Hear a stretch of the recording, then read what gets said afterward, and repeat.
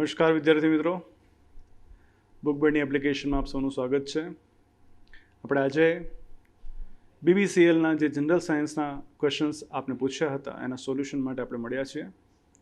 Hopefully questions આપણને એકંદરે સારા લાગ્યા હશે. પ્રયત્ન કર્યો છે કે ઇઝી અને થોડાક એવા ક્વેશ્ચન ટફ બંનેનું મિશ્રણ કરીને તમારી સામે લાવીએ કે જેથી કરીને તમને સારી ક્વોલિટી ક્વેશ્ચન્સની પણ મળે અને સાથે સાથે તમે આ રમતનો પણ લાભ લઈ શકો. તો આપણે એક એક કરીને જેટલા પણ ક્વેશ્ચન્સ છે એનું સોલ્યુશન કરીએ.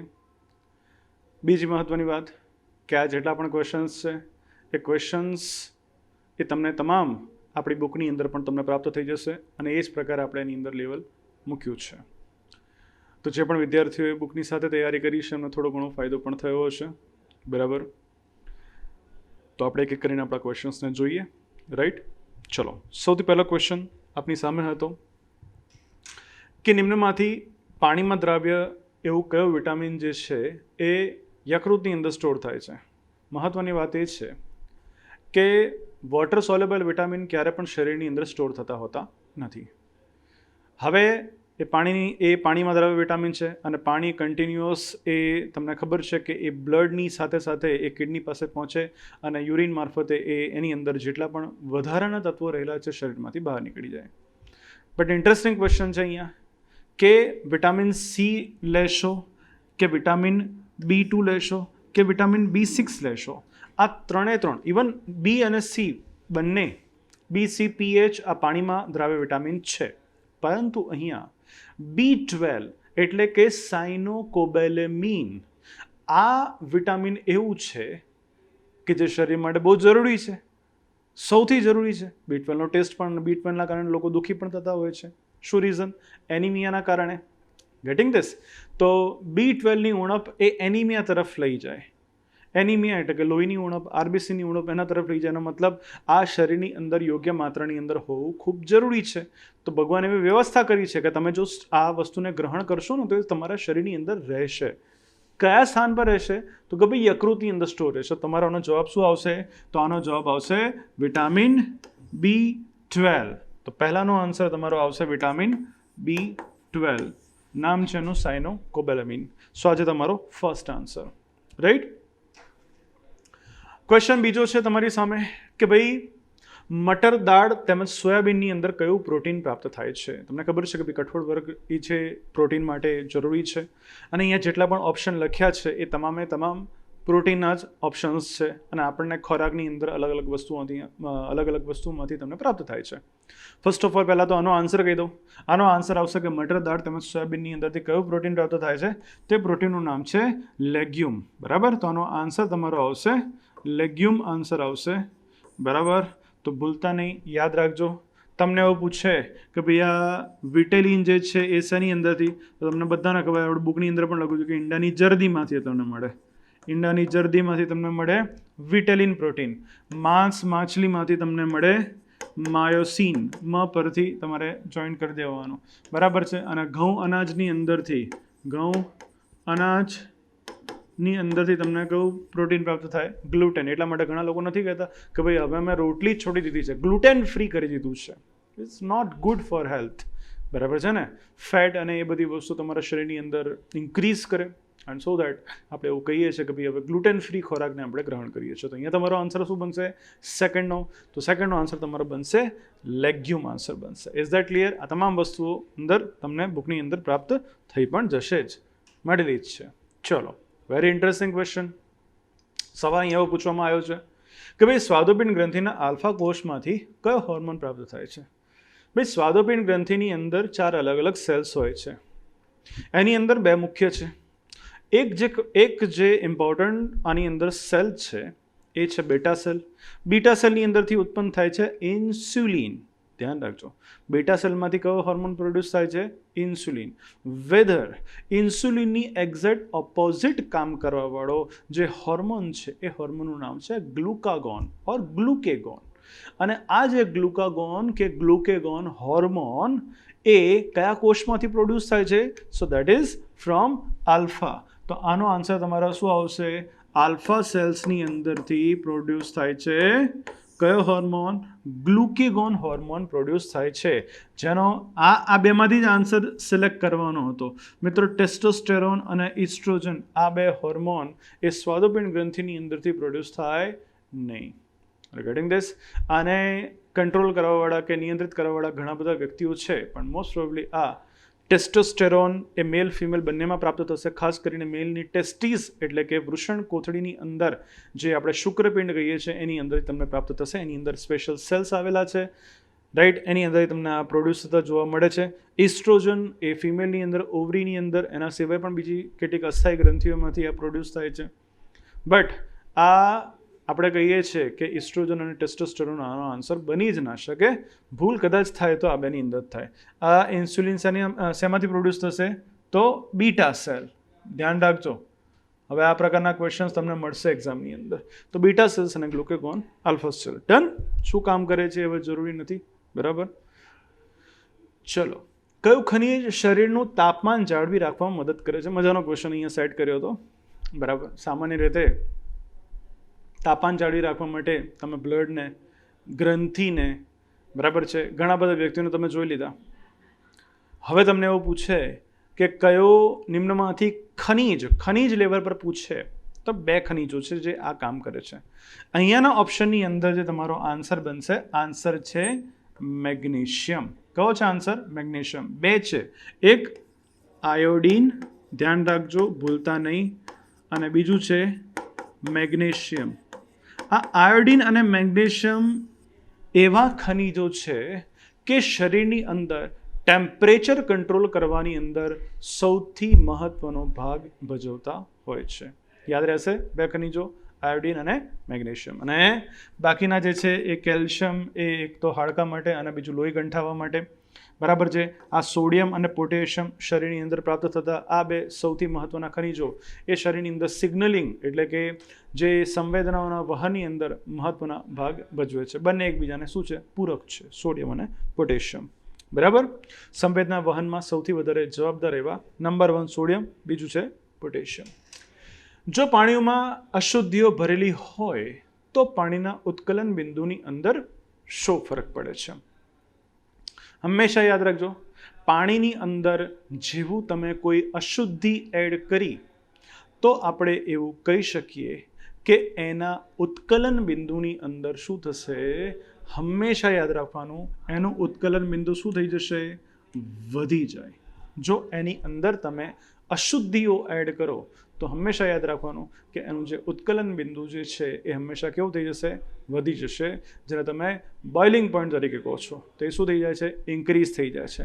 એટલે મીઠું કે કશું પણ તમે એની અંદર જો એડિશન થાય તો હંમેશા યાદ રાખવાનું કે એનું ઉત્કલન બિંદુ હંમેશા શું થઈ જતું હોય છે? વધી જતું જોવા મળશે, બરાબર. તો પાણીમાં કોઈ પણ પ્રકારની અશુદ્ધિ એડ થશે તો એનું ઉત્કલન બિંદુ શું થઈ જશે? વધી જશે. તો આ વાત તમે યાદ રાખશો.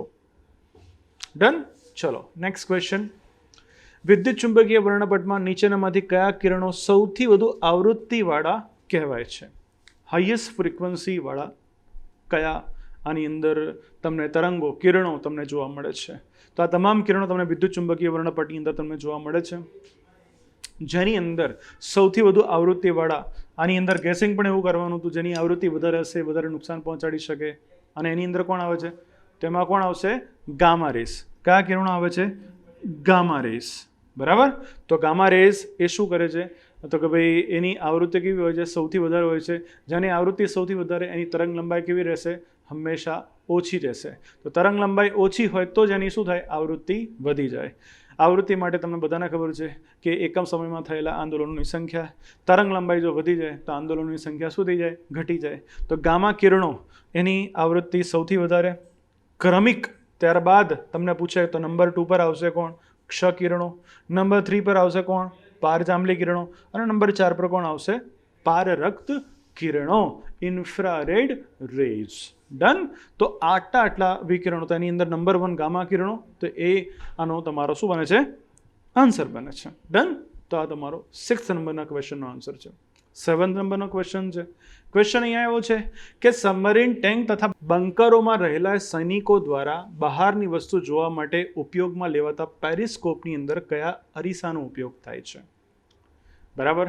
પેરિસ્કોપની રચના કદાચ તમે જોઈ હોય તો એ કંઈક આ રીતે નીચેથી વસ્તુને જોવાની છે. મતલબ અહીંયા કોઈ વ્યક્તિ છે જે વસ્તુને જોવા માંગે છે. ક્યાંથી? તો કે ભાઈ આ જગ્યા પર અહીંયા બહાર શું સિચ્યુએશન છે જોવા માટે, રાઈટ. તો એ જે પેરિસ્કોપ જે છે એ આ રીતે વર્ક કરે, બરાબર. એક્ઝેક્ટ 45 ડિગ્રીના એંગલ પર અહીંયાથી એ વસ્તુને જોવે છે. આ રીતે 45 ડિગ્રી પર કામ થતું હોય, બરાબર. આ રીતે પેરિસ્કોપ કામ કરતો હોય તો અહીંયા કયો અરીસો વપરાતો હોય છે? સમતલ અરીસો વપરાય છે. કયો અરીસો વપરાય છે? સમતલ અરીસો, રાઈટ. તો આનો આન્સર તમારો આવશે સમતલ અરીસો, રાઈટ. તો પેરિસ્કોપની અંદર કયો અરીસો વપરાતો હોય છે? સમતલ અરીસો યુઝ થાય છે, બરાબર. તો ઘણા લોકો આની અંદર ક્વેશ્ચન બરાબર સમજ્યા હશે, એમને પેરિસ્કોપ વિશે ખબર હશે તો આનો સાચો આન્સર આપી શકશે. આ પ્રકારના ક્વેશ્ચન્સ હવે તમને મળશે એક્ઝામની અંદર, બરાબર. ચલો, નાઉ અગેન વેરી ઇન્ટરેસ્ટિંગ ક્વેશ્ચન છે તમારી સામે કે દ્રષ્ટિહીન લોકો એસિડ બેઝની પરખની અંદર તમે હંમેશા જોયું છે કલર ચેન્જીસ થાય, બટ જ્યારે દ્રષ્ટિહીન વિઝ્યુઅલ ઇમ્પેર્ડ પર્સન્સ છે તો એ લોકો વસ્તુને કેવી રીતે જોઈ શકે? તો એના માટે ટેસ્ટ થાય છે, એ છે સ્મેલનો ટેસ્ટ. ક્વેશ્ચન આવ્યો નથી, ઇન ફ્યુચર આવશે.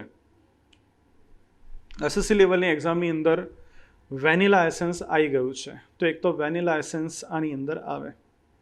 3 વસ્તુ જે આવે છે એ મેં તમને અહીંયા એક બહુ સારો આન્સર તમને મળે ને એટલા માટે મેં એક વસ્તુને લઈ નથી આવ્યો. તમારી સામે સિચ્યુએશન એવી છે કે 3 જે છે એ આની અંદર સ્મેલની અંદર કામ કરશે, એક નહીં કરે. એટલે જેટલી પણ વસ્તુ આવવાની હતી તમામ આવી ગઈ અહીંયા. તો કોણ કોણ છે કે જે કામ કરે છે? એટલે લોકો સ્મેલથી એસિડ બેઝની અંદર ચેન્જીસને સમજી શકે. તો એક એની અંદર વર્ક કરે છે, દેટ ઇઝ વેનિલા એસેન્સ. એ તો આવશે જ આવશે, હમણાં બોલી ચૂક્યો. બીજું ડુંગળી, અને ત્રીજું શું આવશે? લવિંગ. અને મતલબ આનો આન્સર શું બનશે? લસણ, બરાબર છે ને. ગાર્લિક આનો આન્સર તમારો બને કે લસણનો કોઈ પ્રયોગ આની અંદર થતો નથી, રાઈટ. તો આની અંદર પ્રયોગ શાનો થતો હોય છે? Vanilla essence. ધ્યાન રાખજો, વેનિલા એસેન્સ અને ડુંગળી આ બંને માટે એવું કહેવાય છે કે બેઝની અંદર ટેસ્ટ થાય. જ્યારે બેઝની સાથે ટેસ્ટ થાય તો જો એ બેઝ હશે તો વેનિલા એસેન્સ એ પોતાની જે સુગંધ છે એ ગુમાવી દે છે. વેધર જો એ એસિડ છે તો વેનિલા એસેન્સ પોતાની સુગંધ ગુમાવતું નથી. કે ડુંગળી બેઝ સાથેની પરખની અંદર એ પોતાની જે સ્મેલ એ ગુમાવી દે છે. જો એની અંદર એ બેઝ હશે તો, મતલબ બેઝિક દ્રાવણ છે એની અંદર તમે ડુંગળીને એડ કરી તો ડુંગળીની જે સ્મેલ છે એ તમે ભૂલી જવાશે. એસિડ ટેસ્ટની અંદર ડુંગળી પોતાની સ્મેલ બનાવી રાખશે. વેધર ક્લોવની અંદર થોડુંક ઊંધું છે. ક્લોવની અંદર સિચ્યુએશન એવી છે કે એસિડની અંદર એ ક્લોવ પોતાની સ્મેલને ગુમાવી દે છે. બેઝની અંદર એની સ્મેલની અંદર કોઈ પરિવર્તન થતું નથી. બટ ઇન શોર્ટ આપણે એવું કહી શકીએ સૌથી વધારે આ બેનો ઉપયોગ થાય છે વેનિલા એસેન્સ અને ડુંગળી. આ બેનો સૌથી વધારે આની અંદર ઉપયોગ થતો હોય છે. પણ ત્રીજું ક્લોવ પણ છે કે જેનો ઉપયોગ થાય છે. ડન. તો આનો આન્સર તમારો શું બનશે? આનો આન્સર બનશે લસણ, બરાબર છે ને. એટલે કે ગાર્લિક. અને લવિંગને ઇંગ્લિશમાં ક્લોવ કહીએ છીએ, ઓનિયન છે અને આનો વેનિલા એસેન્સ જ કહેવાય. ડન. ચલો નેક્સ્ટ છે અગેન ઇન્ટરેસ્ટિંગ ક્વેશ્ચન, બહુ કોમન છે એટલે મેં કીધું કે અગર આને આ ઇઝી કેટેગરીની અંદર આવે કે ભાઈ સ્ટોરેજ બેટરીમાં કયા એસિડનો ઉપયોગ થાય છે. વેરી કોમન ક્વેશ્ચન કે સ્ટોરેજ બેટરીની અંદર શેનો ઉપયોગ થતો હોય છે? તો તમને ખબર છે એસિડનો રાજા જેને તમે કહો છો સલ્ફ્યુરિક એસિડ, બરાબર છે ને. તો સલ્ફ્યુરિક એસિડનો ઉપયોગ તમે શેની અંદર કરો છો? સ્ટોરેજ બેટરીની અંદર કરો છો.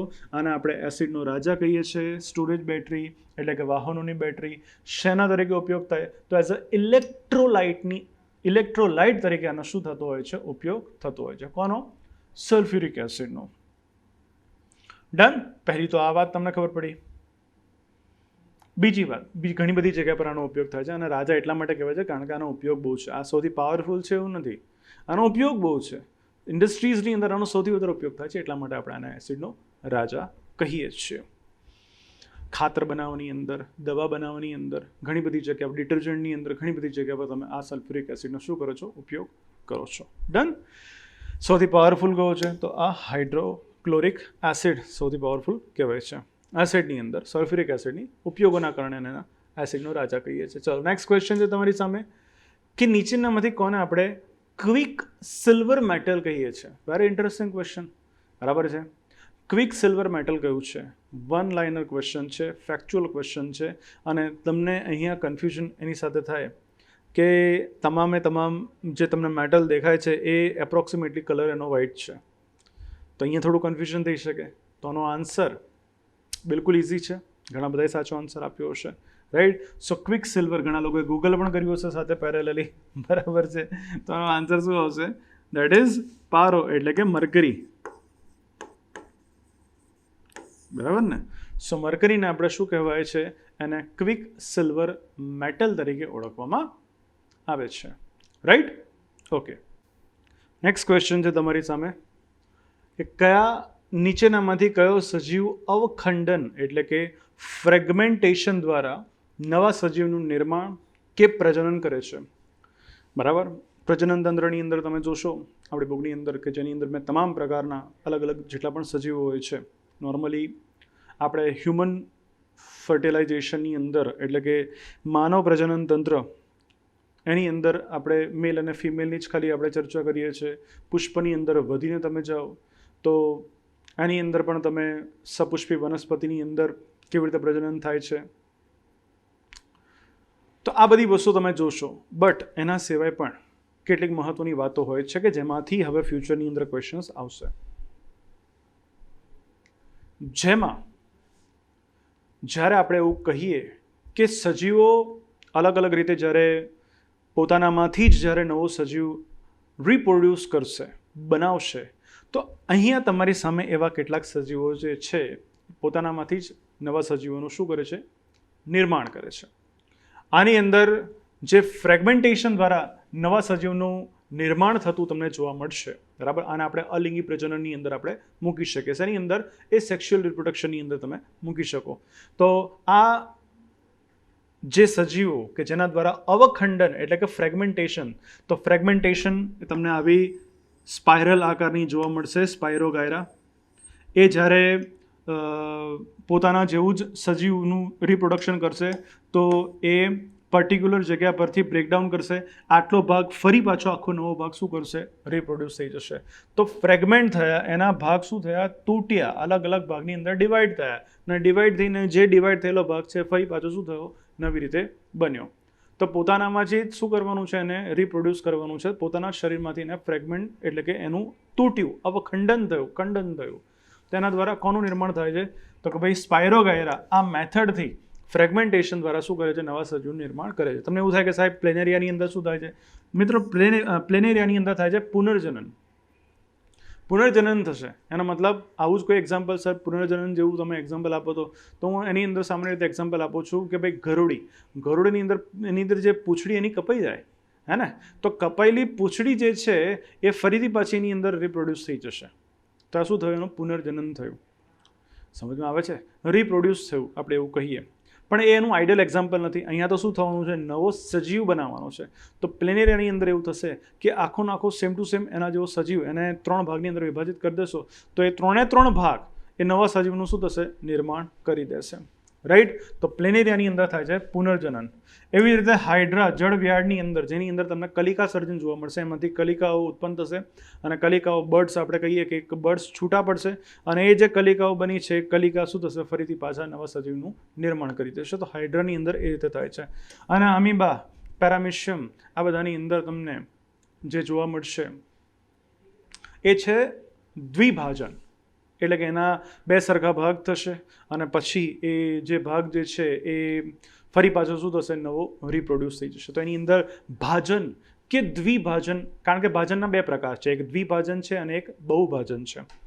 જ્યારે તમે પ્લાઝ્મોડિયમની અંદર જોશો, પ્લાઝ્મોડિયમ પહેલાં નથી મચ્છર કરડે મેલેરિયાના પ્લાઝ્મોડિયમ તમારા શરીરની અંદર, તો જે પ્લાઝ્મોડિયમની અંદર બહુભાજન જોવા મળે, એટલે કે એકની અંદરથી ઘણા બધા સજીવોનું નિર્માણ થાય, એકમાંથી જ મલ્ટી સેલ બનશે. જ્યારે અમીબા છે, પેરામિશિયમ બધાની અંદર શું થાય છે? એનું સેલ એકના 2 ભાગ થશે અને 2 ભાગ થાય એટલે દ્વિભાજન એવું કહેવાય. તો ભાજન પદ્ધતિ દ્વારા અમીબાનું. તો આનો આન્સર તમારો બનશે સ્પાઇરોગાયરા. નેક્સ્ટ ક્વેશ્ચન તમારો કે લોહીનું ડિટોક્સિફિકેશન કે વિષ હરણ નીચેનામાંથી કોના દ્વારા? આ ફરી પાછો એક ઇઝી ક્વેશ્ચનમાંનો એક છે. આનો આન્સર એને મતલબ લોહીનું શુદ્ધિકરણ કોણ કરે? આની રીતે આપણે એવું કહીએ તો તમને ખબર છે કે યકૃત પણ લોહીનું શુદ્ધિકરણ કરે છે. એની અંદર રહેલી અશુદ્ધિઓને દૂર કરવાની અંદર યકૃત એક મહત્વનો ભાગ ભજવે છે. કિડની તો બધાને ખબર જ છે કે બ્લડને પ્યોરિફાય કરે છે. અને બ્લડની અંદર કાર્બન ડાયોક્સાઇડ યુક્ત રુધિરને ઓક્સિજન યુક્ત રુધિર કરવાની અંદર કોણ કામ કરે છે? ફેફસા. તો આની અંદર આનો આન્સર શું આવશે? ઉપરના તમામ. આનો આન્સર બનશે ઉપરના તમામ. બરાબર? તો મતલબ 3 લોહીના શુદ્ધિકરણની અંદર કાર્ય કરતા હોય છે. ખાસ કરીને જ્યારે ડેડ બોડીનું જ્યારે તમે હંમેશા જુઓ છો કે ભાઈ એનું પોસ્ટમોર્ટમ કરવામાં આવે તો એની અંદર સૌથી વધારે કોઈ જવાબ આપતો હોય તો યકૃત. કેમ? કારણ કે દવા અને ઝેર બંને એ જગ્યા પર જઈને તૂટે છે. હું હંમેશા એવું કહું છું. બરાબર? તો ધ્યાન રાખજો. તો 3 એની અંદર આન્સર આવશે. નેક્સ્ટ છે આપણે એક ઇન્ટરેસ્ટિંગ ક્વેશ્ચન છે, રાઈટ, કે કૃત્રિમ મૂત્રપિંડ આર્ટિફિશિયલ કિડની એ કયા સિદ્ધાંત પર કાર્ય કરે છે? હે ને? સો આ પ્રોસેસ ધ્યાન રાખજો. આ પ્રોસેસ પર આર્ટિફિશિયલ કિડની એ તો કામ કરે જ છે, પ્લસ બીજી એક વસ્તુ તમને આપું છું, ધ્યાન રાખજો કે આ જ પ્રોસેસ પર કામ થતું હોય છે. શેનું?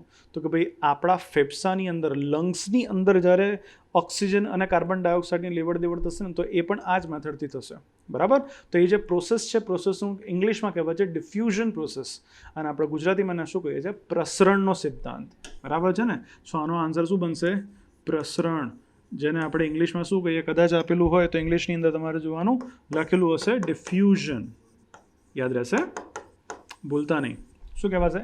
ડિફ્યુઝનના પ્રોસેસ પર એ શું કરે છે? કાર્ય કરે છે. ડન. ચલો, ત્યારબાદ અહીંયા ઓકે, ઇન્ટરેસ્ટિંગ ક્વેશ્ચન. સરેરાશ એક પુખ્ત વ્યક્તિ, આપણે ઇઝી ક્વેશ્ચન છે, આરામની સ્થિતિમાં 1 મિનિટમાં કેટલી વખત શ્વાસોચ્છ્વાસ કરે છે? બરાબર? તો આનું જે બ્રીથિંગ પ્રોસેસ પર મિનિટ એ કેટલો બને છે? બરાબર? ક્વેશ્ચનના ઓપ્શન છે 10 થી 12, 12 થી 16, 16 થી 22 કે 16 થી 24. તો આનો આન્સર તમારો શું બનશે? યસ, બહુ ઇઝી છે, 12 થી 16 વખત. બરાબર છે?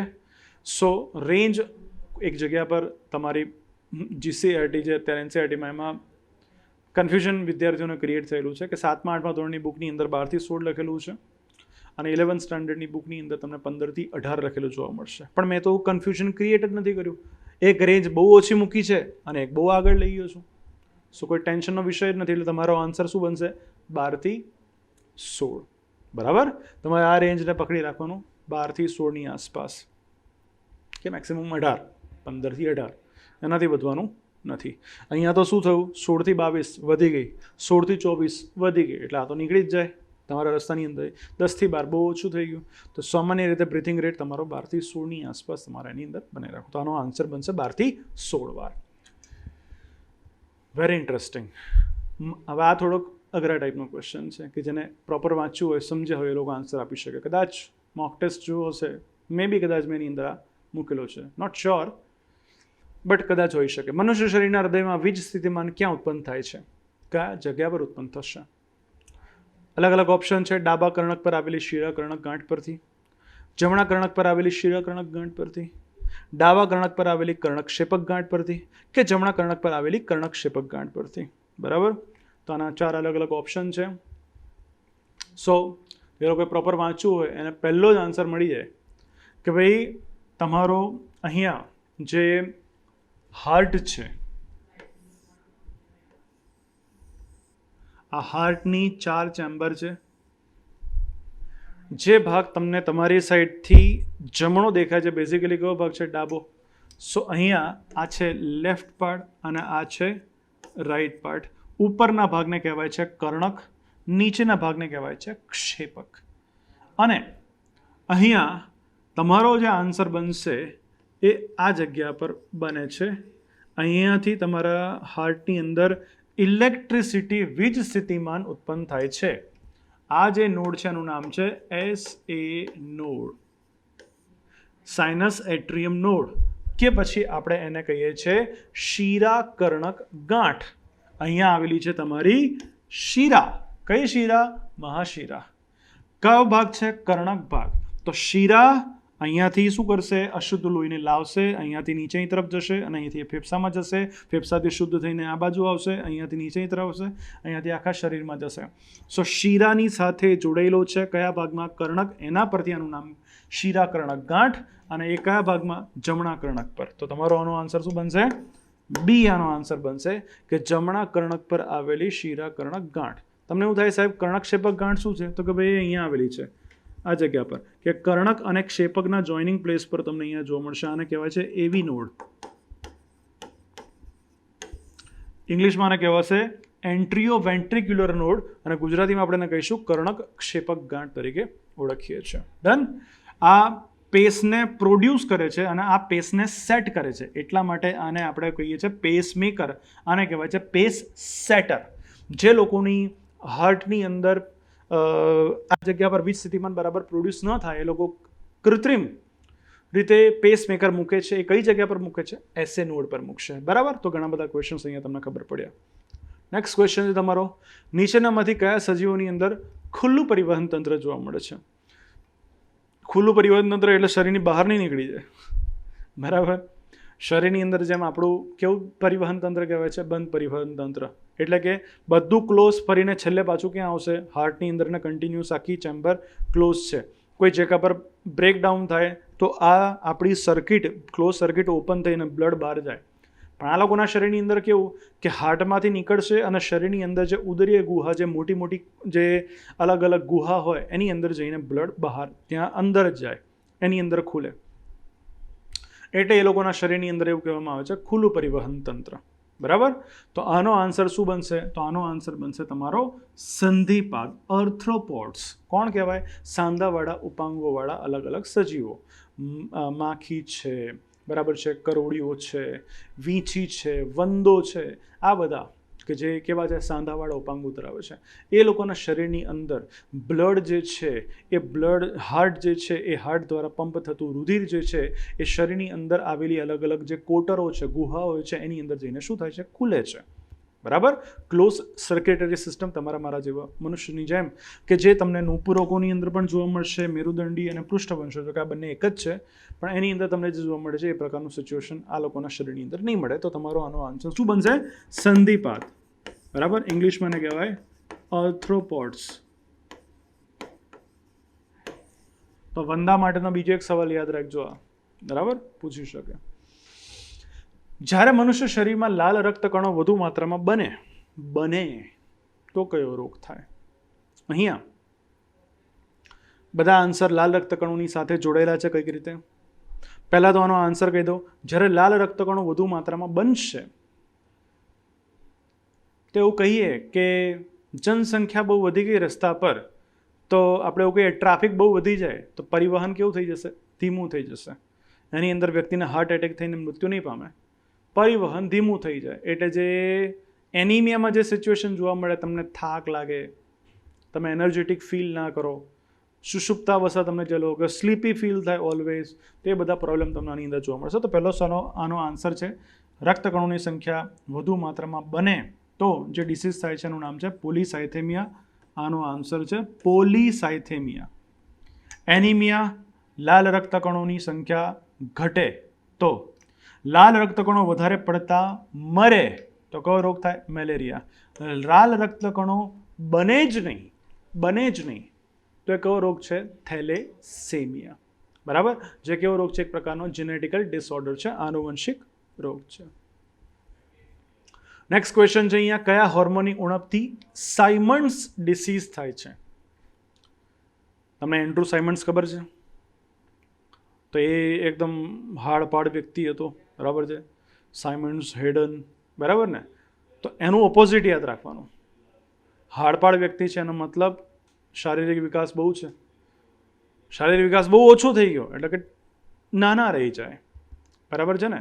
શારીરિક વિકાસ બરાબર ન થાય. તમે આવા વ્યક્તિઓ જોયા છે તમારી લાઈફની અંદર કે જે એકદમ નાના રહી ગયા હોય, હાઇટ બિલકુલ ના વધી શક્યું હોય, તો એ જે પ્રોબ્લેમ છે ને સાયમન્ડ્સ ડિસીઝ કહેવાય. એ પિટ્યુટરી ગ્રંથિ દ્વારા અલગ અલગ 9 પ્રકારના હોર્મોન પ્રોડ્યુસ થાય છે. એમાંનો એક હોર્મોન છે જેનું નામ છે સોમેટોટ્રોપિન.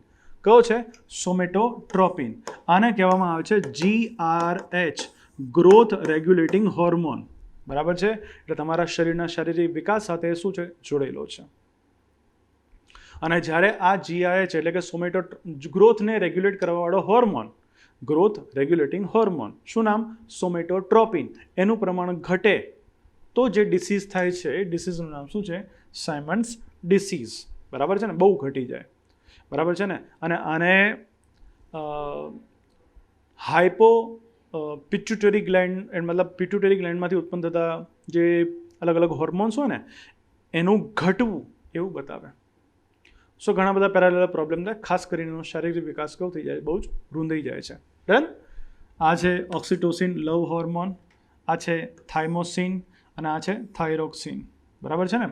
આ અલગ અલગ ડિફરન્ટ હોર્મોન બીજા જે છે પેરેલલી કામ કરતા હોય છે, બરાબર છે.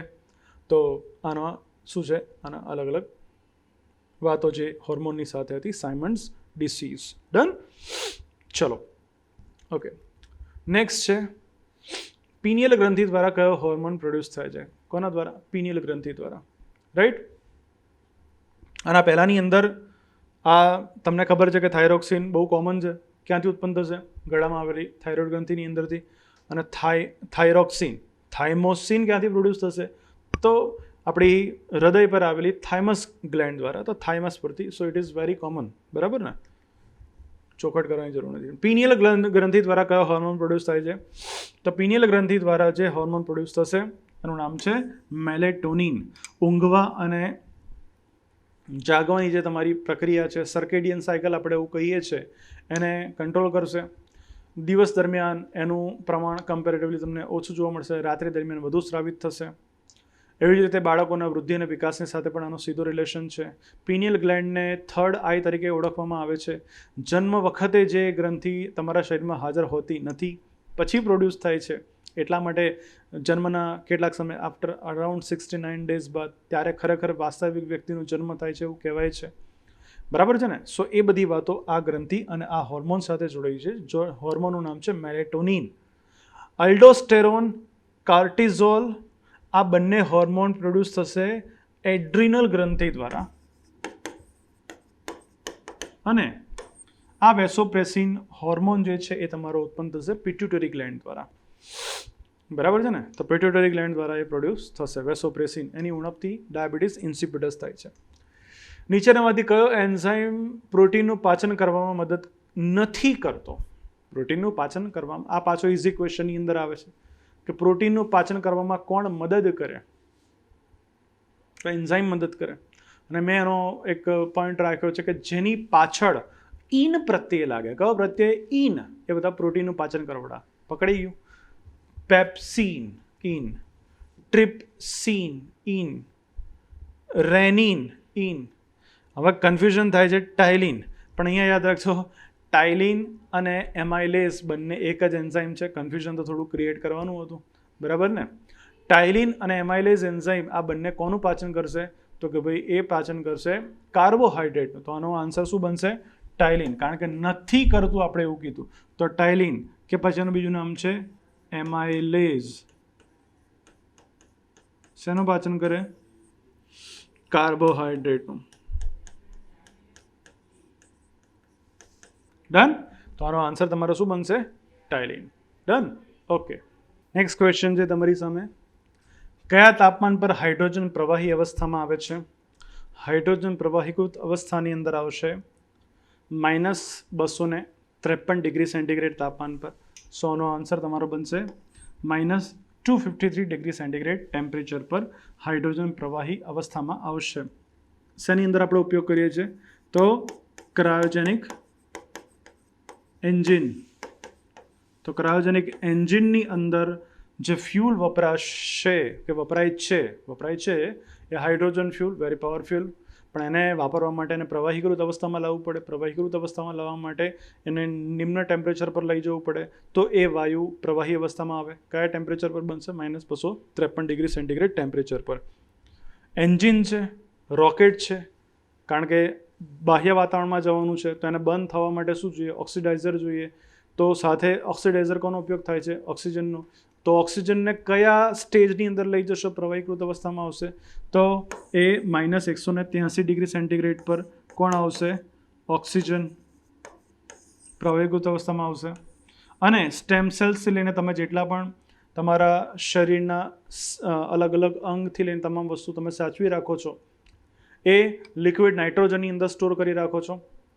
મનુષ્યના સ્ટેમ સેલ્સ પણ એની અંદર સ્ટોર થાય છે. તો લિક્વિડ નાઇટ્રોજન એ કયા સ્ટેજ, કયા ટેમ્પરેચર પર લિક્વિડ નાઇટ્રોજનની અંદર કન્વર્ટ થઈ જશે? તો -196. તો નાઇટ્રોજન -196 ડિગ્રી સેન્ટીગ્રેડ પર એ કયા સ્ટેજની અંદર પહોંચી જાય છે? એ લિક્વિડ સ્ટેજની અંદર પહોંચી જાય છે. ડન. તો આ વાતો તમારે સાથે યાદ રાખવાની છે. નેક્સ્ટ છે ક્વેશ્ચન. આ મજાનો ક્વેશ્ચન છે પાછો કે ભૂકંપની આગાહી કે તેના પૂર્વાનુમાનમાં કયા નિષ્ક્રિય ગેસનો ઉપયોગ થાય છે? નિષ્ક્રિય ગેસની કેટેગરીઝ તમને ખબર છે. નિષ્ક્રિય ગેસની અંદર આપણે કોનો સમાવેશ કરીએ છીએ? તો કે ભાઈ પીરિયોડિક ટેબલની અંદર જે ગ્રુપ 18ની અંદર સમાવેશ થાય છે helium, neon, argon, krypton, xenon, radon. આટલા જે વાયુઓ છે એને નિષ્ક્રિય ગેસ કહેવામાં આવે છે. પૃથ્વીના વાતાવરણની અંદર ટોટલ આપણે કહીએ કે એનું પ્રમાણ તમને કુલ 1% ટોટલ આનું પ્રતિશત જોવા મળશે. જેની અંદર તમારો આનો આન્સર શું બનશે? પહેલાં તો આનો આન્સર કહી દો. આનો આન્સર બનશે તમારો રેડોન. રેડોનનો ઉપયોગ થતો હોય છે શેની અંદર? તો કે ભાઈ ભૂકંપના પૂર્વાનુમાનની અંદર આ નિષ્ક્રિય વાયુનો શું થાય છે? ઉપયોગ થાય છે. કેન્સરના ઇલાજ માટે પણ આપણે આનો શું કરીએ છીએ? ઉપયોગ થતો હોય છે. બરાબર. એના સિવાય આ બે છે બીજા ઇમ્પોર્ટન્ટ. વાતાવરણની અંદર સૌથી વધુ કયો વાયુ તમને જોવા મળે છે? નિષ્ક્રિય વાયુ સોરી ફોર દેટ. સૌથી વધુ નિષ્ક્રિય વાયુ કયો જોવા મળે છે? આર્ગન. બરાબર.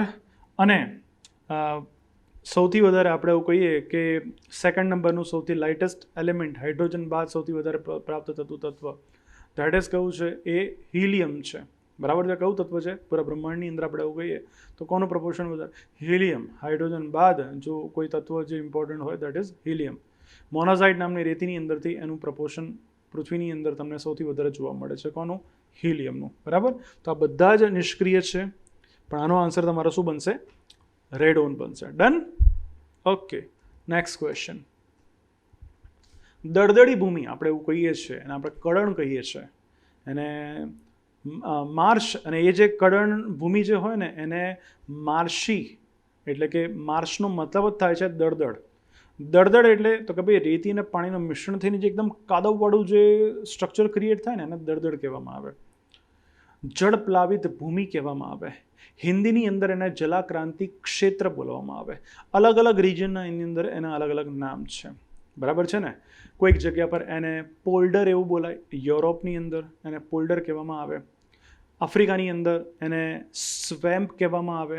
યુરોપની અંદર જે એશિયન પાર્ટ છે એની અંદર એને માર્શ કહેવામાં આવે. માર્શસ એવું બોલાય. સો અલ્ટિમેટલી માર્શ, સ્વેમ્પ, પોલ્ડર, જળાક્રાંતિ ક્ષેત્ર, જળ પ્લાવિત ભૂમિ, દળદળી ભૂમિ. તમે જૂના મૂવીઝની અંદર જોતા હતા કે એની અંદર પગ ભરાય તો અંદર આખો માણસ જતો રહે, એ દળદળ.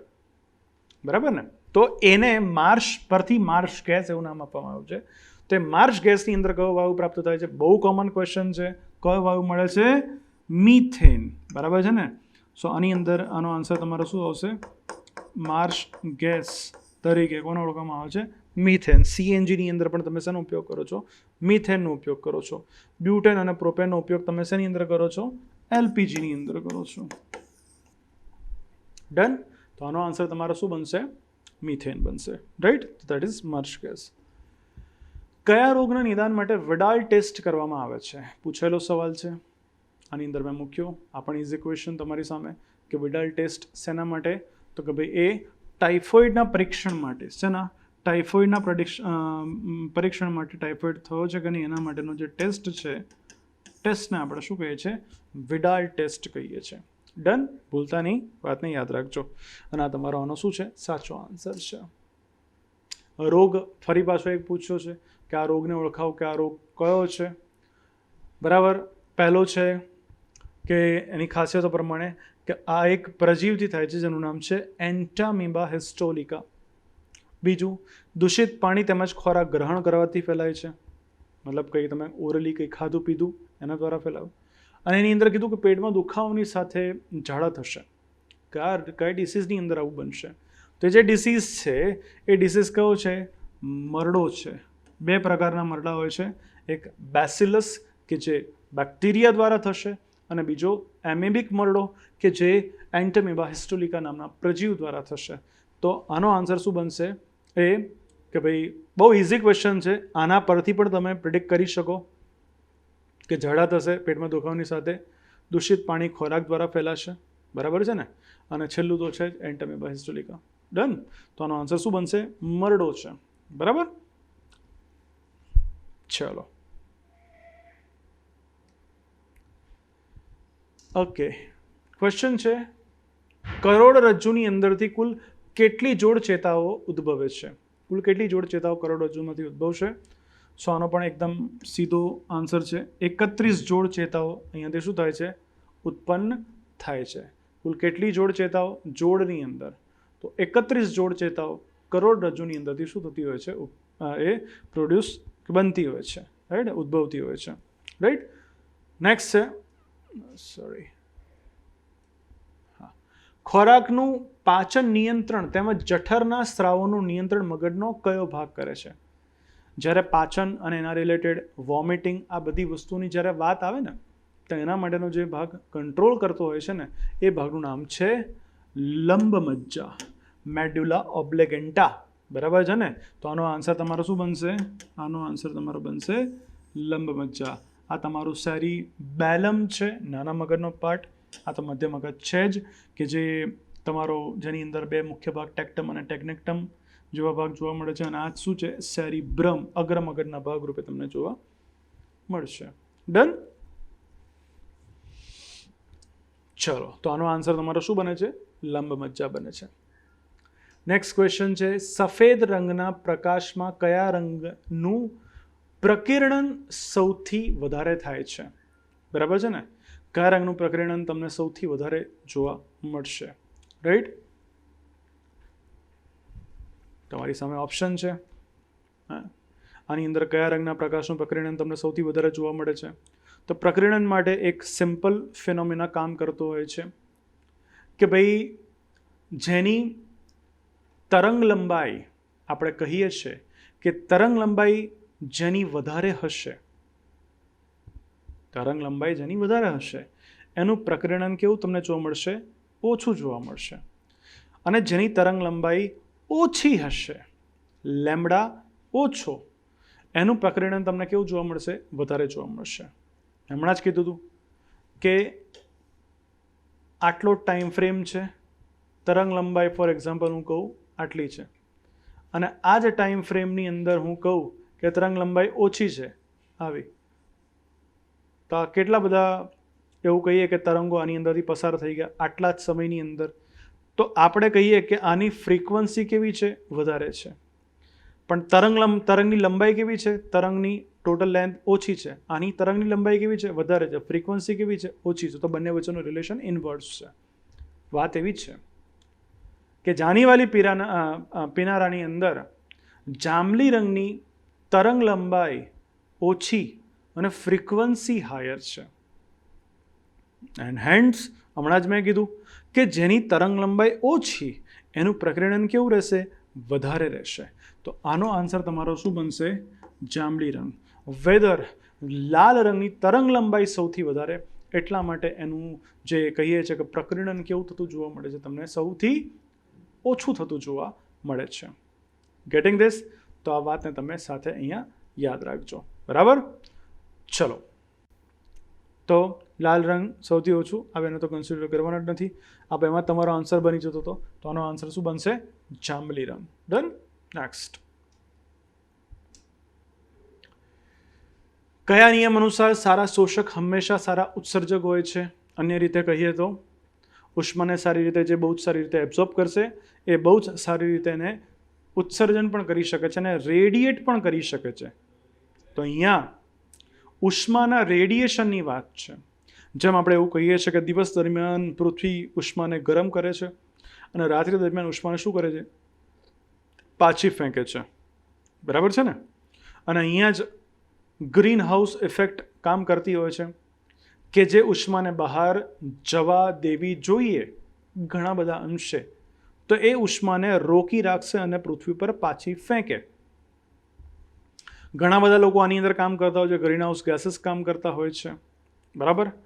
કેટલીક જગ્યા પર તમને એવું જોવા મળે છે કે હાડું બહુ બધા ચેન્જીસ જોવા મળે છે. દરિયા પાસે છીએ તો ગરમી ઠંડીની અંદર બહુ ફરક નથી જોવા મળતો. ડેઝર્ટમાં જઈએ તો બહુ જ ચેન્જીસ જોવા મળે છે. લાઈક દિવસે 50 ડિગ્રી સેન્ટીગ્રેડ હશે, રાત્રે માઇનસમાં જતું રહે છે. એટલે આવું કેવું? આવું એટલા માટે કે આપણે ઉષ્માને જેમ શોષણ કરીએ છીએ ને એમ પાછળ પણ ફેંકીએ. ડેઝર્ટની ઉપર બહુ ઓછું કહેવાય. એક તો ત્યાં કહીએ કે આવા ગ્રીન હાઉસ ગેસ નહીં હોય. કેમ? કારણ કે ડેઝર્ટમાં રહેવા કોણ જાય? તો કમ્પેરેટિવલી ઓછું હશે. ભેજનું પ્રમાણ પણ ઓછું છે. ભેજ પણ એક પ્રકારનું ગ્રીન હાઉસ ગેસની અંદર કન્સિડર થતું હોય છે કે એને શું કરશે? ગરમીને રોકી રાખશે. તો ડેઝર્ટ પર ભેજ નથી. ભેજ હોતો તો વરસાદ ના પડી જતો. તો ઉપર કોઈ છે જ નહીં એટલું બધું પ્રોટેક્શનવાળું. તો એટલા માટે ઉષ્માને મોકલશે ને ઉષ્મા જતી રહેશે. તો દિવસે ગરમ થશે ને રાત્રે બધી છોડી દેશે. તો એટલા માટે આપણે શું છીએ? સારા શોષક પણ છીએ અને સારા ઉત્સર્જક પણ છીએ. બટ વાતાવરણના લેયર્સની અંદર રહેલા અલગ અલગ વાયુઓ એ બધી ઉષ્માને બહાર જવા દેતા નથી. એટલે રાત્રિ દરમિયાન કે જ્યારે આપણી સામે ગરમીનો કોઈ સોર્સ ના હોય ને આપણે ગરમ હોઈએ, સામેવાળું વાતાવરણ કેવું હોય છે? ઠંડુ હોય છે. તો આપણે ઉષ્માને શું કરીએ છીએ? રેડિએટ કરીએ છીએ. ક્લિયર? તો સારા શોષક હંમેશા સારા ઉત્સર્જક હોય છે. આ વાત કોણે કરી હતી? આ વાત કરી હતી કિર્ચોફ. તેને આપણે કહીએ છીએ કિર્ચોફ લો તરીકે ઓળખવામાં આવે છે. ડન? ચલો, બાકી બધાના નિયમ અલગ અલગ જગ્યા પર છે, રાઈટ. એકોર્ડિંગલી ક્વેશ્ચન આગળ આવ્યા હશે કોઈક, તે વખતે આપણે બતાવીશું. નેક્સ્ટ ક્વેશ્ચન છે 30. કયું વિટામિન પારજાંબલિક કિરણોમાં નષ્ટ થઈ જવાના કારણે? આ પણ બીજો એક ઇન્ટરેસ્ટિંગ ક્વેશ્ચન છે, બહુ જ સારો છે. તેને આપણે રંગીન બોટલની અંદર રાખવું પડે છે, બરાબર. તો કયું વિટામિન છે? તો આ પણ પાછો એક ઇન્ટરેસ્ટિંગ ક્વેશ્ચન છે. આનો આન્સર તમારો શું બનશે? Vitamin B2. કયો છે? વિટામિન B2, જેને આપણે કહીએ છીએ રાઇબોફ્લાવિન. શું કહીએ છીએ આપણે એને? રાઇબોફ્લાવિન તરીકે ઓળખીએ છીએ. તો આનો આન્સર તમારો બનશે vitamin B2. Done? Okay. Next question છે તમારી સામે. કઈ ધાતુને આપણે રણનીતિક ધાતુ તરીકે ઓળખીએ છીએ? સ્ટ્રેટેજિક મેટલ તરીકે ઓળખીએ છીએ, રાઈટ. તો સ્ટ્રેટેજિક મેટલ કઈ છે? તો કે ભાઈ આપણે જેનો ઉપયોગ રણનીતિક એટલે કે તો કે ભાઈ દુશ્મન દેશોના ક્ષેત્રની અંદર તમારે કંઈક પ્રહાર બહાર કરવા માટે તમે એનો ઉપયોગ કરો, તેવી ધાતુને આપણે શું કહીએ? રણનીતિક ધાતુ કહીએ, કે જે આપણને ડિફેન્સની અંદર હેલ્પ કરવાની છે. તો એની અંદર સામાન્ય રીતે તમને જો મગજની અંદર એક્ઝેક્ટ ક્લેરિફિકેશન નહીં હોય તો ઘણા બધા મારા મિત્રો યુરેનિયમ કરીને આવશે, બરાબર. તો ભૂલ ના કરતા. આપણે યુરેનિયમનો ઉપયોગ પ્રહાર કરવા માટે, મતલબ એઝ અ દારૂગોળા તરીકે કરીએ છીએ. પણ જ્યારે આને મેટલ તરીકે તમારે કન્સિડર તમે જ્યારે કરો તો અલગ અલગ વસ્તુઓ બનાવવા માટે, જેમ કે વાયુયાન બનાવવા માટે, ફાઇટર પ્લેન્સ બનાવવા માટે, મિસાઇલ્સ બનાવવા માટે તમે જેનો ઉપયોગ કરો, તો એવી ધાતુ કઈ છે? તો એ ધાતુ છે ટાઇટેનિયમ. તો આનો આન્સર શું બનશે? ટાઇટેનિયમ. તો આ પ્રકારનું જે મિસાઇલ્સ છે, એરોપ્લેન છે, missile, aeroplane, fighter plane, jet, બધું બનાવવા માટે કઈ ધાતુનો ઉપયોગ થાય? ટાઇટેનિયમનો. એટલા માટે આપણે એને શું કહીએ છીએ? સ્ટ્રેટેજિક મેટલ તરીકે ઓળખીએ છીએ. ડન? ઓકે. નેક્સ્ટ ક્વેશ્ચન છે. હા, આ પણ એક ઇન્ટરેસ્ટિંગ ક્વેશ્ચન છે. અમાલગમ બનાવવું. ઇન શોર્ટ, પારો એટલે કે મરકરી એક એવી ધાતુ છે કે જે કોઈ પણ વસ્તુ સાથે એ મિશ્રણ બનાવી દે છે. તો પારાનું કોઈ અન્ય ધાતુ સાથેનું મિશ્રણ એને અમાલગમ કહેવામાં આવે. Getting this? તો મોસ્ટ પ્રોબેબલી ઘણી બધી ધાતુઓ સાથે અમાલગમ બનાવી દે, પણ ધેર આર સમ મેટલ્સ, અને એમાંનું અહીંયા એક તમારી સામે છે કે જેની સાથે એ અમાલગમ બનાવતી નથી. એટલા માટે આપણે પ્રયોગશાળાની અંદર આપણે એ પર્ટિક્યુલર ધાતુની અંદર પારાને રાખીએ છીએ, બરાબર. આવી ઘણી બધી ધાતુઓ છે. બીજી છે આના સિવાયની. તો અહીંયા તમારે યાદ રાખવાનું છે કે સોનું, ચાંદી અને ઓસ્મિયમ સાથે તો એ ભળી જ જશે. લોખંડ સાથે એ અમાલગમ બનાવતું નથી. એટલા માટે પ્રયોગશાળાની અંદર એને આયનની અંદર રાખવામાં આવે છે. એના સિવાય પણ બીજી 1-2 ધાતુ છે, લાઈક પ્લેટિનમ સાથે નથી બનાવતું, ટાઇટેનિયમ સાથે, ટંગસ્ટન સાથે નથી બનાવતું. તો આવી બીજી કેટલીક ધાતુઓ છે કે જેની સાથે એ અમાલગમ બનાવતું નથી. તો આયનની અંદર સામાન્ય રીતે આપણે પ્રયોગ, કારણ કે આયન આપણે ખર્ચ કરી શકીએ, બીજી બે ધાતુઓ મોંઘી ધાતુ છે, બરાબર. તો આ જે ધાતુને ઇઝીલી મેળવી શકીએ છીએ એની સાથે અમાલગમ બનાવતું નથી, એટલા માટે પારાને એ આયનની અંદર, લોખંડની અંદર શું કરવામાં આવશે, રાખવામાં આવશે. ડન. ચલો, સો આનો આન્સર તમારો શું બનશે? આનો આન્સર છે લોખંડ. Okay, next question. નીચેનામાંથી કયું બળ એક આભાસી બળ છે? બરાબર. કૃત્રિમ આપણે એવું કહીએ કે બળ તરીકે, ફોર્સ તરીકે કામ કરે છે, રિયલ નથી, એવું ફીલ થાય કે બહારની તરફ ફોર્સ લાગી રહ્યો છે.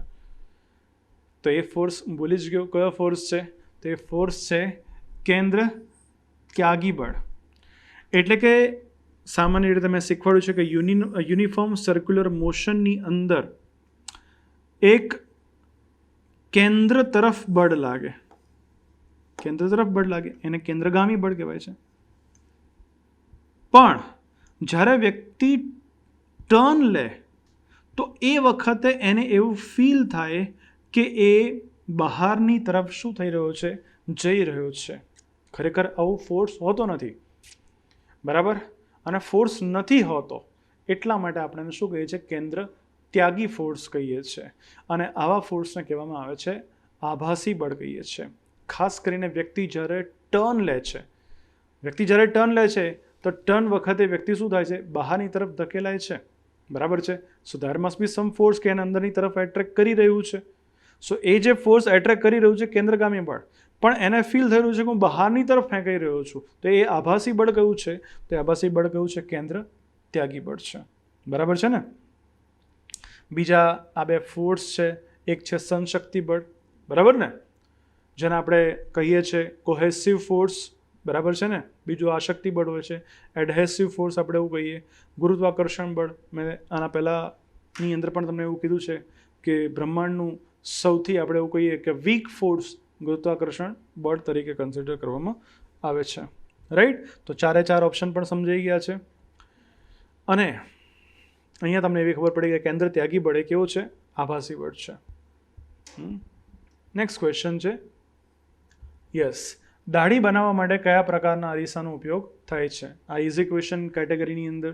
દાઢી બનાવવા માટે ડૉક્ટર જ્યારે દાંતની સર્જરી કરતા હોય તો ડૉક્ટર્સ એનો ઉપયોગ કરે. વાહનોની જે હેડલાઇટ્સ છે એની અંદર તમે શેનો ઉપયોગ, ધ્યાન રાખજો, વાહનોના મિરરની અંદર નથી કહેતો, સાઇડ ગ્લાસીસ નથી કહેતો.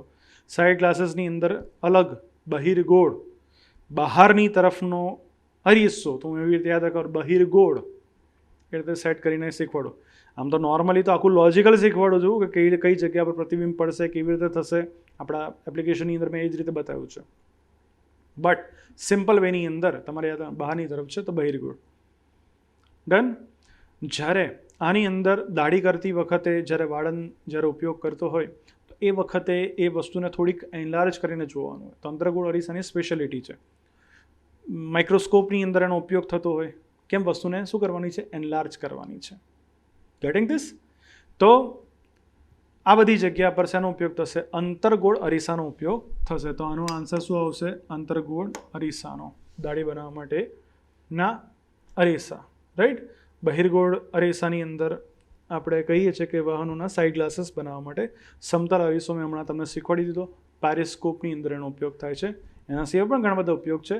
આગળ કદાચ ક્વેશ્ચન્સ આવશે તો એ પ્રમાણે હું તમારી સામે લઈને આવીશ, બરાબર. ચાલો, નાવ ઇન્ટરેસ્ટિંગ ક્વેશ્ચન ધ્વનિની સાથે છે. બે અલગ અલગ વિધાન આપેલા છે, તમારે જણાવવાનું છે કે કયું વિધાન સત્ય છે, મતલબ કયો આન્સર સાચો છે.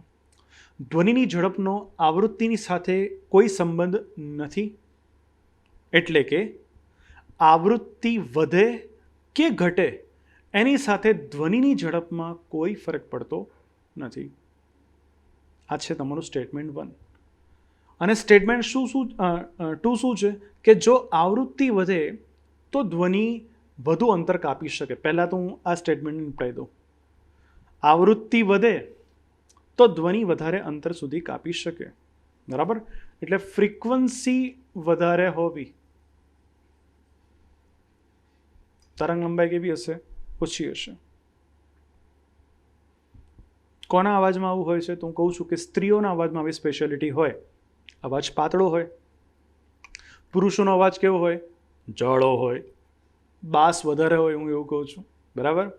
તો એ અવાજ વધારે છે, સ્ત્રીઓનો અવાજ પાતળો છે. એટલા માટે પુરુષ જ્યારે ચીસ પાડશે, બૂમ પાડશે, ચીસ તો ના, બૂમ પાડે, રાઈડ પાડે, તો એનો અવાજ વધારે અંતર સુધી ના જઈ શકે. કમ્પેરેટિવલી ફિમેલ ચીઝ પાડશે તે વધારે અંતર સુધી જઈ શકશે. કેમ? ફરક છે આવૃત્તિની અંદર. પુરુષના અવાજની આવૃત્તિ કેવી હોય છે? સ્ત્રીઓના અવાજ કરતાં ઓછી હોય છે. બરાબર? એની તરંગ લંબાઈ કેવી છે? વધારે છે. સ્ત્રીઓના અવાજની આવૃત્તિ વધારે છે, એટલા માટે આવૃત્તિ વધારે એટલે વધારે અંતર સુધી શું થઈ શકે? એ અવાજ પહોંચી શકે. તો આ સ્ટેટમેન્ટ પહેલું સાચું છે. આવૃત્તિ વધે તો ધ્વનિ વધુ અંતર કાપી શકશે. Statement right. હવે કહે છે કે ધ્વનિની ઝડપનો આવૃત્તિની સાથે કોઈ સંબંધ નથી હોતો. તેનો મતલબ હું કહું કે આવૃત્તિ વધારે હશે કે ઘટાડે હશે, ઓછી હશે, તો ધ્વનિની સ્પીડમાં ફરક પડશે. ધ્વનિની સ્પીડમાં કેવી રીતે ફરક પડે? ધ્વનિ તો સ્પીડ એક સમાન સ્પીડથી ગતિ કરતી હોય છે. ચેન્જીસ થાય ક્યારે? તો તમે શું ચેન્જ કરો? ટેમ્પરેચર ચેન્જ કરી નાખો. એક કામ કરો, વાતાવરણની અંદર ભેજનું પરિવર્તન લાવી દો, હ્યુમિડિટીની અંદર ચેન્જ કરો, તો બની શકે કે ટેમ્પરેચર ચેન્જીસની સાથે ધ્વનિની સ્પીડની અંદર ફરક પડે. બટ આવૃત્તિની અંદર પરિવર્તનની સાથે ધ્વનિની ઝડપની અંદર કોઈ ફરક પડતો નથી હોતો. Is that clear? ભૂલ ના થાય, ધ્યાન રાખજો. તેનો મતલબ ધ્વનિની ઝડપનો આવૃત્તિની સાથે કોઈ સંબંધ નથી. સાચું. એટલે કે આવૃત્તિ વધતા કે ઘટતા ધ્વનિની ઝડપમાં કોઈ ફરક પડતો નથી. તેનો મતલબ અહીંયા બંને સ્ટેટમેન્ટ શું છે? એકદમ ટ્રુ છે, એકદમ સાચા છે. ક્લિયર? મેં પહેલાં જ કીધું છે કે ટેમ્પરેચર તમને કોઈ જગ્યા પર 332 મીટર પર સેકન્ડ, કોઈ જગ્યા પર 343 મીટર પર second, that is just because of the temperature, changes of the temperature. ટેમ્પરેચરના પરિવર્તનની સાથે તમને આ પરિવર્તન જોવા મળે છે. આવું મેં શીખવાડ્યું છે. બરાબર? તો અહીંયા તમારા બંને વિધાન કેવા છે? સાચા છે. ક્લિયર? તો આ તમારો 35 નંબરનો ક્વેશ્ચન થયો. નેક્સ્ટ છે ક્વેશ્ચન છે ઉંમર વધવાની સાથે આંખનું નજીક બિંદુ દૂર ધકેલાવાના કારણે નજીકની વસ્તુઓ સ્પષ્ટ રીતે જોવામાં શું થાય છે? તકલીફ પડે છે. ત્યારે આ દ્રષ્ટિ ખામીને શું કહે છે? હવે નજીકની વસ્તુઓ સ્પષ્ટ રીતે જોવામાં તકલીફ પડે ને, એટલે જો લોકોએ સમજ્યા નહીં હોય તો આનો આન્સર એ લોકો આપશે. આનો આન્સર આપશે હાઇપરમેટ્રોપિયા. ક્યાંય ગયું? આવી રહ્યું. એનો આન્સર હાઇપરમેટ્રોપિયા એટલે કે ગુરુ દ્રષ્ટિ ખામી. હાઇપર એટલે કે ગુરુ, બરાબર છે ને? હાઇપો એટલે કહું લઘુ.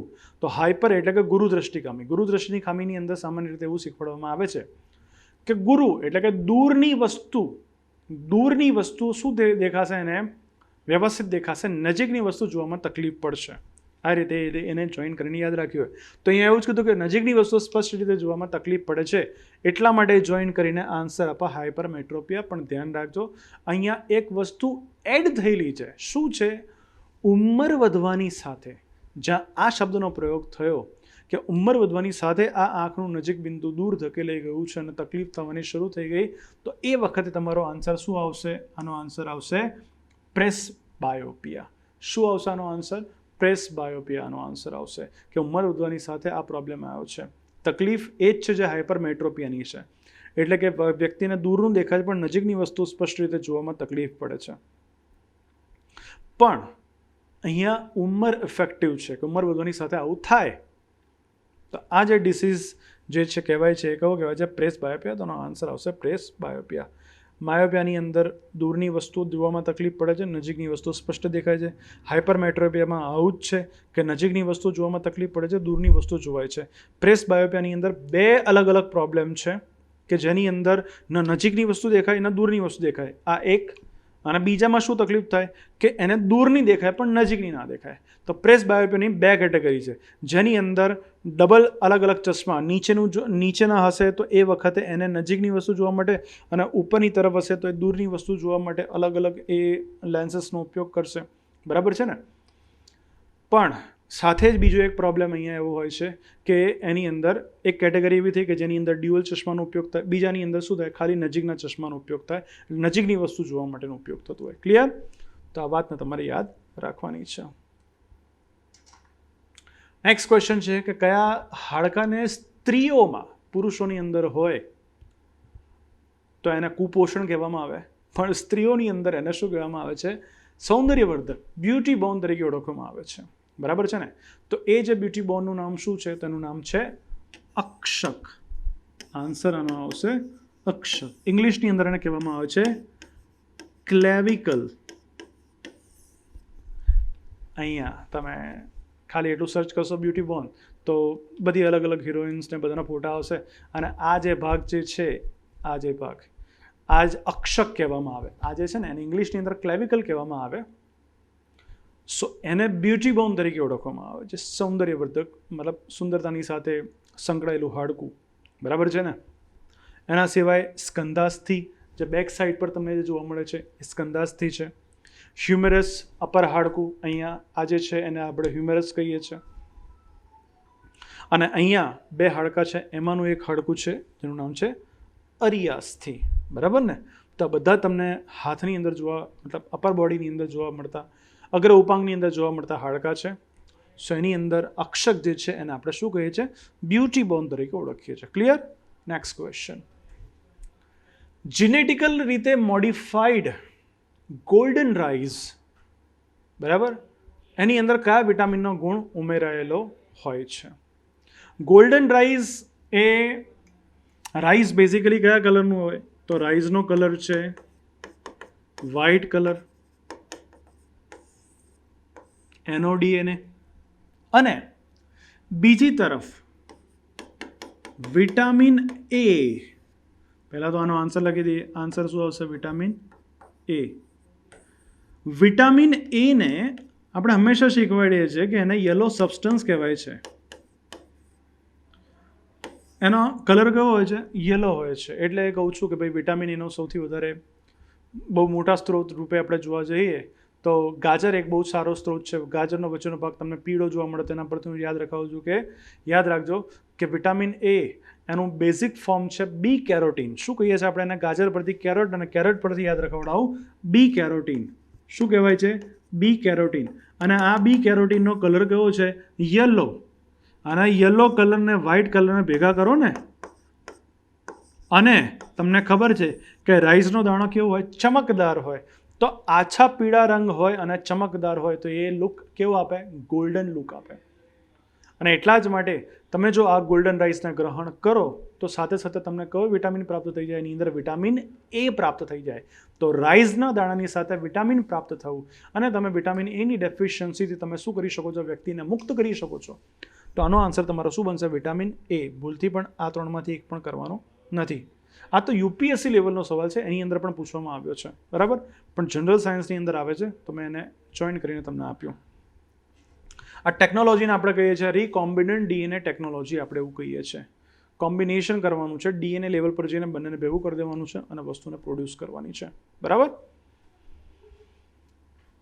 ઓકે, નેક્સ્ટ ક્વેશ્ચન છે કોઈ વસ્તુની ગતિ પ્રવેગિત ક્યારે કહેવાય?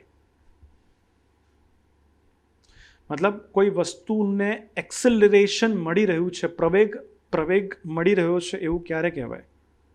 તો આપણે કહીએ કે એક્સેલરેશન, પ્રવેગ એટલે સ્પીડ વધવી. આ ક્વેશ્ચન ઓલરેડી થઈ ચૂક્યો છે. જો કદાચ તમે પેલું સોલ્વ કરતા હશો અને જોતા હશો મોક ટેસ્ટ, તો એની અંદર મેં આ ક્વેશ્ચન શીખવાડ્યો છે. સામાન્ય રીતે કોઈ નોર્મલ પર્સન માટે કોઈ પણ વસ્તુની એક્સેલરેશન ક્યારે કહેવાય? કે ઝડપ વધારો, તો ઝડપ વધે તો એક્સેલરેશન કહેવાય. પણ વિજ્ઞાનની અંદર, ફિઝિક્સની અંદર એવું છે કે ઝડપ વધવી કે ઝડપ ઘટવી, આને કહેવાશે પ્રવેગ. પણ સાથે સાથે તમે કોઈ વસ્તુની દિશા પણ બદલો. એનો મતલબ ધારો કે કોઈ વસ્તુ આવી રીતે યુનિફોર્મ સર્ક્યુલર મોશન પર જઈ રહી છે. યુનિફોર્મ સર્ક્યુલર મોશન એનો મતલબ એની સ્પીડ તો કેવી છે? એક સમાન જ છે, ઝડપ એક સમાન છે. તો આ યુનિફોર્મલી એક જ જગ્યા પર કેવી? કારણ કે કોઈ ફોર્સ એને શું કરી રહ્યો છે? એક જગ્યા પર લાવી અને આ સર્ક્યુલર પાથની અંદર એને ઘુમાવી રહ્યો છે. તો એ વખતે હું શીખવાડું કે આની અંદર યાદ રાખવાનું કે જો કોઈ વસ્તુને ટર્ન લેવામાં આવે, સાદી ભાષાની અંદર કોઈ પણ વસ્તુને પ્રવેગિત ક્યારે કહેવાય કે જ્યારે એની સિચ્યુએશનની અંદર તમે ચેન્જ કરો તો. હું ધારો કે એક સમાન સ્પીડથી જઈ રહ્યો છું તો પ્રવેગિત કહેવાય? ના કહેવાય. મારી સ્પીડ વધારી દે તો મને પ્રવેગ મળ્યો, મારી સ્પીડ ઘટાડી દે તો મારા પર ફોર્સ લાગ્યો, મને ઘટાડે છે, કે મારી દિશા બદલી નાખે તો પણ શું કહેવાય? એના પર કોઈક ફોર્સ લાગ્યો. એનો મતલબ કોઈ વસ્તુને ચેન્જ તમે કરો છો, એની મોશન, એની સિચ્યુએશન, એની ડિરેક્શન, આને તમે ચેન્જ કરો છો. ત્રણ સિચ્યુએશનની અંદર ઘટાડશો તો પણ પ્રવેગ કહેવાશે, વધારશો તો પણ પ્રવેગ કહેવાશે, અને એને દિશા બદલી દેશો તો પણ પ્રવેગ કહેવાશે. તો આનો મતલબ, આનો આન્સર શું બનશે કે જો તેની ઝડપ વધે તો આ એકલું ખોટું છે. જો તેની ઝડપ બંને સ્થિતિમાં વધે અને ઘટે, બરાબર છે, મતલબ ઝડપ વધે પણ ખરું ને ઝડપ ઘટે, આને પણ કહેવાશે. જો તેની ઝડપ વધે કે ઘટે પરંતુ દિશા ન બદલે તો ખોટું. જો તેની ઝડપ વધે કે ઘટે તે વસ્તુની દિશા પણ બદલાય તો એનો આન્સર શું બનશે? ડી બનશે. ક્લિયર? ડન. તો ઇમ્પોર્ટન્ટ ક્વેશ્ચન છે, ધ્યાનમાં રાખવાનું છે. નેક્સ્ટ ક્વેશ્ચન છે, આપણે એકદમ ઇઝી ક્વેશ્ચન છે. એ કોઈ પણ બે અલગ અલગ દ્રવ્યમાનવાળી વસ્તુ છે. અહીંયા મેં દ્રવ્યમાનને સ્પેસિફાય કરી નાખ્યું છે, બરાબર. દ્રવ્યમાન કેટલું રાખ્યું છે? 10 કિલોગ્રામ અને 100 કિલોગ્રામ, 1000 કિલોગ્રામ, ગમે તેટલું લઉં. 100 જ છે ને? યસ, 100 કિલોગ્રામ છે. પેજ નથી લીધું, પાંદડું નથી લીધું, બરાબર ને? પણ થોડીક વજનવાળી વસ્તુ લીધી છે અને બંનેને એક સાથે જ્યારે ડ્રોપ કરો તો સિચ્યુએશન શું થશે? ભારે વજનવાળી વસ્તુ વહેલી આવે? ના. હલકી વજનવાળી આવે? ના. બંને એક સાથે નીચે આવે. કેમ? બિકોઝ અર્થનું જે ગુરુત્વ પ્રવેગ જે છે એ તમામ વસ્તુ પર એક સમાન રીતે વર્ક કરતો હોય. તો એનો મતલબ જે પૃથ્વીનો જે ગુરુત્વ પ્રવેગ છે G = 9.8 મીટર પર સેકન્ડ સ્ક્વેર, એ બંને પર એક સાથે અને એક જ સ્વરૂપની અંદર લાગશે. એક સાથે રિલીઝ કરો છો, કોઈના પર એક અલગ ફોર્સ નથી લગાવતા, સિમ્પલ રિલીઝ કરી નાખે છે, તો બંને એક સાથે નીચે આવશે. તો આનો આન્સર શું આવશે? તો આનો આન્સર આવશે બંને વસ્તુ એક સાથે નીચે આવે. ક્લિયર? તો આ થયો તમારો question number 40. Done. Next question છે તમારો 41. 41 ક્વેશ્ચનની અંદર તમને કહેવામાં આવ્યું છે બે અલગ અલગ વિધાન છે. એમાં પહેલા વિધાનની અંદર એવું કહેવાનું કે ભાઈ વજન એક અદિશ રાશિ છે અને વજનનો એકમ કિલોગ્રામ છે. તો અહીંયા ધ્યાન રાખો, મેં કીધું છે આના પહેલાં, કદાચ તમે જો લેક્ચર જોયા હોય તો વજન જેને દર્શાવવામાં આવે છે W દ્વારા. W બરાબર કહેવામાં આવે છે M/G. બરાબર. કોઈ પણ વ્યક્તિનું વજન જ્યારે શબ્દ પ્રયોગ થાય તો વજનની સાથે સાથે આપણે એવું કહીએ કે ભાઈ આ પૃથ્વી પર હું કેટલો ફોર્સ લગાવું છું, તો એની સાથે એનું દ્રવ્યમાન આવે, અને એ દ્રવ્યમાનની સાથે સાથે તમે ક્યાં ઊભા છો? ચંદ્ર પર છો, પૃથ્વી પર છો, ગુરુ પર છો, ક્યાં છો? તો જેટલું એનો ગુરુત્વ પ્રવેગ હશે એટલો વેઇટ લાગશે. તો માસની સાથે એની અંદર શું એડેડ હોય છે? તો એ પર્ટિક્યુલર જગ્યાનો ગુરુત્વ પ્રવેગ એડ હોય છે. એટલા માટે હંમેશા વેઇટને mg દ્વારા દર્શાવવામાં આવે છે. હવે તમને એવું બધું, તમને એ પણ ખબર છે કે g શું છે? તો g છે that is acceleration due to gravity, એટલે કે પૃથ્વીનો ગુરુત્વ પ્રવેગ કઈ તરફ છે? નીચેની તરફ લાગી રહ્યો છે, જેનો એકમ મીટર પ્રતિ સેકન્ડ સ્ક્વેર છે. એનો મતલબ તમને એવું ખબર છે કે ગુરુત્વ પ્રવેગ નીચેની તરફ, મતલબ દિશા છે, દ્રવ્યમાનની દિશા નથી પણ ગુરુત્વ પ્રવેગની દિશા છે. તો એનો મતલબ જો બેમાંથી એક અદિશ અને એક સદિશ હોય તો બંનેનો ડોટ પ્રોડક્ટ શું થાય? સદિશ થાય. શું થાય? સદિશ. એનો મતલબ વેટ કેવી રાશિ છે? સદિશ રાશિ છે. એનો મતલબ ફર્સ્ટ સ્ટેટમેન્ટ ખોટું. ડન. બેમાંથી એક સદિશ હોય, અદિશ અને સદિશનો ગુણાકાર, તો એ તમને કઈ રાશિ આપશે? વેક્ટર ક્વોન્ટિટી આપશે, એટલે કે સદિશ રાશિ આપશે. ડન. તો ગુરુત્વ પ્રવેગ G જે છે એ સદિશ રાશિ છે. હેન્સ આપણે એવું કહી શકીએ, કારણ કે એ પૃથ્વીના કેન્દ્ર તરફ લાગી રહ્યું છે. દિશા છે એની, છે જ દિશા. એના પરથી આપણે એવું કહીએ કે વેટ પણ શું છે? સદિશ રાશિ છે. સેકન્ડ સ્ટેટમેન્ટ છે કે વજનનો એકમ કિલોગ્રામ છે. હવે તમે જુઓ અહીંયા M/G. હવે M શું છે? કિલોગ્રામ. G શું છે? મીટર પ્રતિ second square. Oh my God, આ તો કિલોગ્રામ ઇન્ટુ મીટર પર સેકન્ડ સ્ક્વેર થયો. આ શું છે? આ તો ન્યૂટન છે. તેનો મતલબ એનો એકમ કિલોગ્રામ નથી, એનો એકમ શું છે? ન્યૂટન છે. તેનો મતલબ સેકન્ડ સ્ટેટમેન્ટ પણ શું થઈ ગયું? ખોટું થઈ ગયું. તો બંને વિધાન કેવા છે? ખોટા. સોરી, એનો મતલબ બંને વિધાન ખોટા છે. સાચો આન્સર આ છે. આ શું છે? એનો રાઈટ આન્સર, કે બંને વિધાન કેવા આપ્યા છે? ખોટા આપ્યા છે. ડન. સમજ હશે તો સાચો આન્સર આપી શકશો આનો. ક્વેશ્ચન નંબર 42 તમારી સામે છે. જો પ્રવાહીમાં મીઠું ઉમેરાય, પ્રવાહીની અંદર તમે મીઠું એડ કર્યું તો પૃષ્ઠતાણમાં શું ફરક પડે? રાઈટ. પૃષ્ઠતાણ માટે એવું કહેવાય છે કે ભાઈ સામાન્ય રીતે મચ્છર પાણી પર કેમ બેસી શકે છે? બિકોઝ પ્રવાહી પાસે શું છે? એ ચોક્કસ એનું પૃષ્ઠતાણ છે, સરફેસ ટેન્શન છે, એટલા માટે. અને એ વખતે અલગ અલગ રીઝન્સના કારણે કહેવાય છે કે કોઈ પણ વસ્તુનું પૃષ્ઠતાણ તમારે ઘટાડવું હોય તો આવું આવું કરો. શું કરો? ડિટર્જન્ટ એડ કરી દો તો પૃષ્ઠતાણ ઘટી જશે. એને ગરમ કરી દો તો પૃષ્ઠતાણ ઘટી જશે. એટલા માટે તો એવું કહેવાય છે કે ભાઈ ગરમ વસ્તુ વધારે સ્વાદિષ્ટ લાગે છે. કેમ? કારણ કે એ તમારા જીભના તમામ ભાગ પર શું થશે? પ્રસરી જશે અને તમને સ્વાદિષ્ટ લાગશે.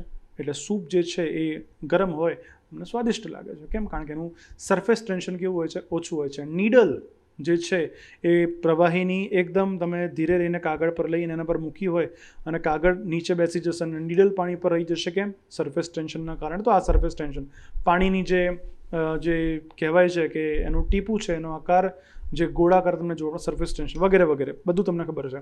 પણ અહીંયા વાત એવી છે કે સર મીઠું એડ કરીએ તો શું સિચ્યુએશન થશે? તો ઇન્ટરેસ્ટિંગ ક્વેશ્ચન છે, પૂછાયેલો છે એટલે મેં અહીંયા વસ્તુને લાવ્યો છું. ધ્યાન રાખજો. મીઠું એડ કરો ને તો લોકો છે ને ડિટર્જન્ટની જેમ એવું વિચારે કે મીઠું એડ કર્યું કે કેરોસીન તેલ જેવું એડ કરી નાખ્યું તો પૃષ્ઠતાણ ઘટે. નહીં.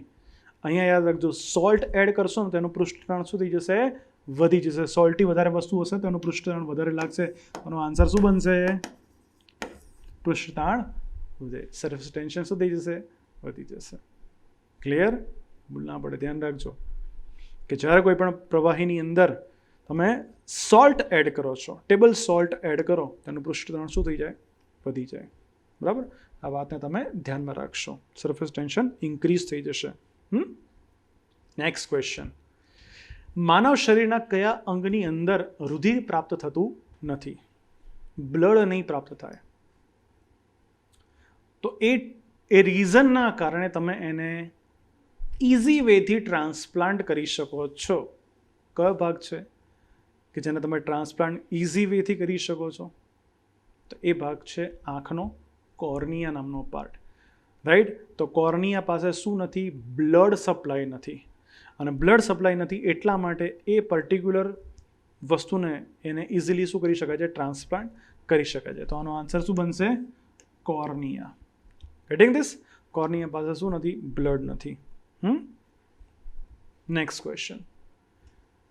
ઓકે, નીચેનામાંથી કયા ઉષ્માના સ્થાનાંતરણ માટે માધ્યમની જરૂર પડતી નથી? મીડિયમ નથી જરૂર પડતી. વચ્ચે કોઈ મીડિયમ નહીં હોય તો કોઈ ઇશ્યુ નથી. તો તમને બધાને ખબર છે કે ભાઈ જ્યારે ઉષ્મા વહન થશે તો ઉષ્માનું વહન એ તમને ખબર છે કે એ સીધા માધ્યમથી પસાર થાય. બરાબર? એના માટે મીડિયમ જોઈએ તો જ શું થઈ શકે? કારણ કે એની અંદર અણુ એકબીજા સાથે જોડેલા હશે. એ ઉષ્માને શું કરશે? એ સ્થાનાંતરિત કરશે. બરાબર? અને કન્ડક્શન આપણે એવું કહીએ છીએ. તો થર્મલ કન્ડક્શન રિક્વાયરમેન્ટ છે. સેકન્ડ છે ઉષ્માનયન, કે જેની અંદર વર્ટિકલી શું થશે? હવા દ્વારા એ ઉપરથી નીચેની તરફ હવાનું શું થાય છે? વર્ટિકલી પ્રવાહિત થાય. તો એની અંદર પણ હવા રિક્વાયરમેન્ટ છે. બાકી અધરવાઇઝ એ હવા ધારો કે વાયુઓ નહીં અવેલેબલ હોય તો ગરમ થઈને ઉપરની તરફ જાય તો વાયુ એની અંદર રિક્વાયરમેન્ટ છે. Medium is required. એવી જ રીતે ઉષ્મા અભિવહન એડવેક્શન, એટલે કે જ્યારે વર્ટિકલી એટલે કે સી બ્રીઝ અને લેન્ડ બ્રીઝ એટલે કે પવનો ગતિ કરે છે તો એ વખત ઉષ્મા શું થાય છે? સ્થાનાંતરિત થશે. તો એની અંદર પણ શું જોઈએ? એ મીડિયમ જોઈએ. બટ જ્યારે વાત આવે ઉષ્મા વિકિરણ એટલે કે સૂર્યની ગરમી જ્યારે પૃથ્વી પર આવતી હોય તો રસ્તાની અંદર એને આવવા માટે કોઈ મીડિયમ જરૂરી નથી. એટલે આઉટ ઓફ ધ એન્વાયરમેન્ટ હશો તો પણ ત્યાં ગરમી તો લાગશે જ. કેમ લાગશે? Y so? બિકોઝ એ રેડિયેશનને આવવા માટે કોઈ મીડિયમની જરૂર નથી, કોઈ માધ્યમની જરૂર નથી. એટલા માટે તો સીધું જ ધારો કે એટમોસ્ફિયર વચ્ચે તો કશું છે જ નહીં. કસાઈ રિક્વાયરમેન્ટ હોતી તો એ વચ્ચે તો વેક્યુમ છે. તો વેક્યુમની અંદર પણ શું થઈ શકે છે, એ વિકિરણ પસાર થઈ શકે છે. સો ધેટ તમારે યાદ રાખવાનું કે ઉષ્મા વિકિરણ માટે, થર્મલ રેડિયેશન માટે કોઈ જ માધ્યમની, કોઈ જ અવકાશની જરૂર રહેતી નથી. ડન. તો આનો આન્સર શું બનશે? તમારો ઉષ્મા વિકિરણ. ક્લિયર? ચલો નેક્સ્ટ ક્વેશ્ચન છે તમારી સામે. નીચેનામાંથી કયા આરિસામાં વસ્તુનું પ્રતિબિંબ હંમેશા આભાસી, વર્ચ્યુઅલ, ચત્તુ એટલે કે સીધું અને કેવું હોય છે, સ્મોલ હોય છે, તેમાં દર્પણની પાછળ રચાય છે? થોડો ઘણો અંદાજો આવ્યો હોય હમણાં. તો મેં કીધું હતું કે વાહનોની અંદર તમે જ્યારે સાઈડ ગ્લાસની અંદર કોઈ પ્રતિબિંબ જુઓ છો, કેવું હોય છે, નાનું હોય છે. સીધું હોય છે કે ઊંધું હોય છે? સીધું હોય છે. બરાબર છે. અને અહીંયા પ્રતિબિંબ ક્યાં રચાય છે? અરીસાની અંદર, એટલે કે એની પાછળ રચાશે. તો આ જે સ્પેશિયાલિટી છે એ કોની છે? તો આ સ્પેશિયાલિટી છે બહિર્ગોળ અરીસાની. શાની સ્પેશિયાલિટી છે? બહિર્ગોળ અરીસાની અંદર. તો બહિર્ગોળ અરીસાની અંદર હંમેશા વસ્તુનું પ્રતિબિંબ કેવું હશે? આભાસી, ચત્તુ તેમજ નાનું. તેમજ દર્પણની શું રચાશે? પાછળ રચાશે. અંતર્ગોળ અરીસાની અંદર આપણે એવું કહીએ છીએ કે ભાઈ પ્રતિબિંબ કમ્પેરેટિવલી મોટું રચાશે, આગળ રચાશે. બરાબર છે ને? એની સાઇઝ કરતાં કમ્પેરેટિવલી કેવું જોવા મળશે? તમને મોટું જોવા મળશે. ડન. તો આ એની સ્પેશિયાલિટી છે, આ બહિર્ગોળ અરીસાની સ્પેશિયાલિટી છે. ડન. નેક્સ્ટ ક્વેશ્ચન છે, નીચેનામાંથી કયા હોર્મોનને ફાઇટ ઓર ફ્લાઇટ હોર્મોન કહેવામાં આવે છે? ગુસ્સા માટે જવાબદાર છે, જેની અંદર તમારા હૃદયના ધબકારા બહુ વધી જશે. બરાબર. તો એ જે હોર્મોન છે એ હોર્મોનનું નામ શું છે? Adrenaline hormone. કોના દ્વારા ઉત્પન્ન થાય છે? એડ્રિનલ ગ્રંથિ દ્વારા પ્રોડ્યુસ થશે. તો એડ્રિનલ ગ્રંથિ દ્વારા પ્રોડ્યુસ થતો એડ્રિનાલિન હોર્મોન એને આપણે શું કહીએ છીએ? ફાઇટ ઓર ફ્લાઇટ હોર્મોન તરીકે ઓળખીએ છીએ. એનું બીજું નામ છે એપિનેફ્રીન. કદાચ એવું લખી દે એક્ઝામની અંદર તો પણ તમે ધ્યાનમાં રાખજો. નોર એડ્રિનાલિન બીજો હોર્મોન છે, એ ગુસ્સા માટેની શાંતિની અવસ્થામાં. એલ્ડોસ્ટેરોન અને બાકીની વાત અલ્ડોસ્ટેરોન એ પણ એડ્રિનલ ગ્રંથિ દ્વારા પ્રોડ્યુસ થશે, પણ એ એના કયા ભાગમાં? કોર્ટેક્સ ભાગ દ્વારા પ્રોડ્યુસ થશે. આપણે અહીંયા શું કીધું છે? ફાઇટ ઓર ફ્લાઇટ હોર્મોન, મારો ઓર ભાગો. તો ગુસ્સા માટે જવાબદાર છે, એટલે મારી દેશે વ્યક્તિ. એટલા માટે પણ માર્યા પછી રિયલાઇઝ થશે કે ભૂલ થઈ ગઈ, એટલે શું થશે? ભાગશે. યાદ રાખવાનું છે કયો હોર્મોન છે? That is adrenaline. નેક્સ્ટ છે 47 કે શ્વસન દરમિયાન ગ્રહણ કરાયેલા અને મુક્ત કરાયેલા વાયુમાં કયા વાયુનું પ્રમાણ લગભગ એક સમાન રહે છે? બરાબર. દરેક જે વાયુ છે એની અંદર પરિવર્તન થશે અલગ અલગ પ્રમાણની અંદર, પણ એક વાયુ સેમ ટુ સેમ રહેશે. તમે ગ્રહણ કરશો કે ઉચ્છ્વાસ કરશો, બંનેની અંદર એનું પ્રમાણ સમાન રહેશે. કયું છે? સો એ વાયુ છે નાઇટ્રોજન. ગ્રહણ કરશો ત્યારે 78% હશે અને બહાર કાઢશો ત્યારે પણ લગભગ 78% તમને જોવા મળશે. બરાબર છે. બાષ્પ છે, ગ્રહણ કરશો 0.5%, બહાર કાઢશો 6.5% એપ્રોક્સિમેટલી. કાર્બન ડાયોક્સાઇડ તમે ગ્રહણ કરશો 0.03% અને બહાર કાઢશો લગભગ 4%. ઓક્સિજન ગ્રહણ કરશો 20%, બહાર કાઢશો 16%. આ ઇન્ફોર્મેશન નહીં હોતી, ધ્યાન રાખજો. ડન. તો ભૂલ ના પડે, વાત ધ્યાન ન રાખજો. તો નાઇટ્રોજન આનો આન્સર બનશે. આનો આન્સર શું બનશે? નાઇટ્રોજન. ડન. Next question 48. ઉલટ સુલટ પ્રવાહ ઓલ્ટરનેટિંગ કરંટ ને એકદિશ પ્રવાહ ડાયરેક્ટ કરંટની અંદર પરિવર્તિત કરવા વાળું જે યંત્ર છે, યંત્રનું નામ શું છે? કોણ એસી કરંટને ડીસીની અંદર કન્વર્ટ કરશે? તો એસીને ડીસીની અંદર કન્વર્ટ કરવા વાળું જે વ્યક્તિ છે એનું નામ શું છે? રેક્ટિફાયર. બરાબર છે. તો આનો આન્સર બનશે રેક્ટિફાયર. બરાબર. સો એ શું કરશે? એસીને ડીસીમાં કન્વર્ટ કરશે. ઇન્વર્ટર શું કામ કરે છે? ડીસી બેટરીઝ હોય, લાઇટ ગયું હોય તો એસીની અંદર કન્વર્ટ કરીને તમને લાઇટ આપશે. વોલ્ટેજ રેગ્યુલેશન કોના દ્વારા થશે?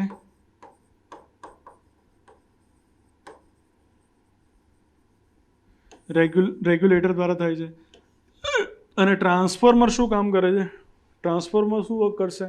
તો એસી કરંટને એ ફ્લક્ચ્યુએટ, મતલબ જે વધતો મતલબ બહુ ઓછો હોય તો ટ્રાન્સફોર્મર શું કરશે? વધારી દેશે. અને બહુ વધારે હોય તો શું કરે? ઘટાડી દે. તો એસી જે તમારો કરંટ છે, બરાબર છે, એકદિશ પ્રવાહ છે, સોરી ઉલટ સુલટ પ્રવાહ છે, એને કંટ્રોલ કરવાનું કામ કરશે. બંને વધારે પણ કરું ને ઘટાડે પણ કરું, ઓછું છે તો વધારી દેશે ને વધારે છે તો એને ઘટાડી દેશે, બંને કામ કરશે. તો ફૂલી તમને 4 વસ્તુઓ ખબર પડી છે. Next question 49. એસિડ બેઝની આ easy question, very easy question. Acid બેઝની તટસ્થીકરણની પ્રક્રિયા હશે તો શું પ્રોડ્યુસ થશે? તેની અંદર ઉત્પન્ન થશે એક તો પાણી, વોટર, ક્ષાર અને ઉષ્મા. ત્રણેય વસ્તુ પ્રોડ્યુસ થાય છે.